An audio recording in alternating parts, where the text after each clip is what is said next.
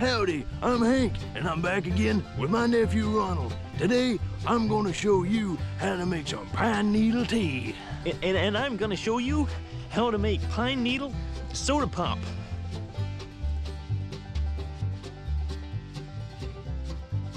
Now, to make pine needle tea, you need two important things. A good pot and a good pine tree. Now, you gotta be careful, because there are some pine trees you can't do this with. They're poisonous, like yew or ponderosa pine. And Ronald, I think that's a cedar tree.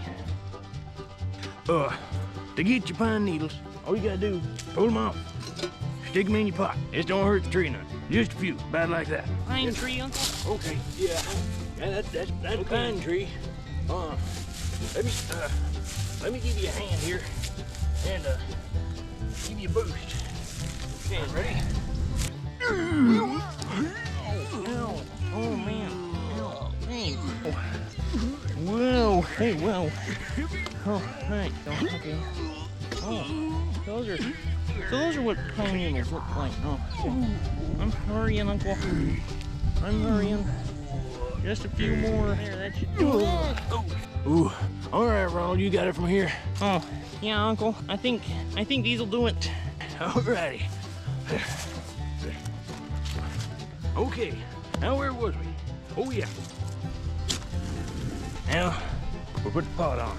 While this is getting up to a boil, I'm gonna hand the camera off to Ronald and let him show you how to make that soda pop or whatever he's making. On, Uncle. Oh, it's on. Okay. Now what we need to make pine needle soda pop is a good jar with a flip top like that. Oh, price tag. Let's throw that away. Okay. What we need is a good jar. So we'll set this here for now. Then what we need are those pine needles I gathered. Just leave them whole.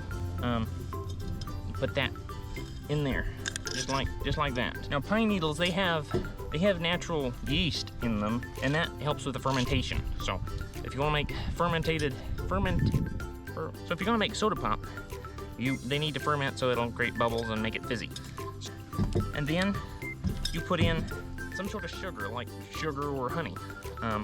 I'm just going to use some raw honey, just like, and make sure it kind of gets all over them, because that honey mixes with the yeast inside of the pine needles and makes it ferment. So you do that, and then you fill it up with water. Oh, that's not enough. Uncle, do we have any more water? Oh, yeah. Oh, good. Okay. You don't want to fill it all the way up. You want it a few inches from the top. It's gonna have room to ferment. You know, you gotta leave room for the bubbles and the fizz and stuff. So, you gotta pour it out a little bit.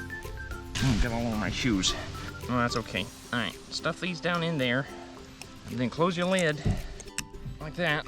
Shake it up, and then you let it sit in a nice, warm, dry spot, and you let it ferment for 3 days. And if you let it ferment for any longer than that, you want to crack the lid a little bit, let it stop building up pressure, you know.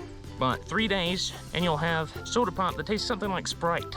But that's one thing you can do with pine needles. They're high in vitamin C, vitamin A too. They're pretty good on vitamin A. They give you a good boost of vitamin A. So they're really good for herbalists and for health conscious people. If you're like the flu season's going around, you might could take some vitamin C, or if you have scurvy. I've never had scurvy, but if you're a pirate, you might have scurvy. But you're probably not a pirate if you're watching this. So that's how you make this. Here in 3 days, I'll check it out, and I will taste it, and I will let you know what I think. Well, it's been boiling for a little while. Let's get it off the fire.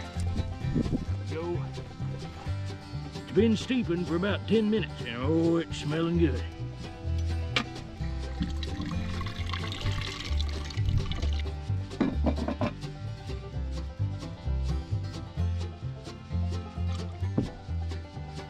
It tastes great. Got a little citrus taste to it. That's the vitamin C in there. Boy, that's good. Well, it's Ronald again, and it's been 3 days, so it's good, and it's ready.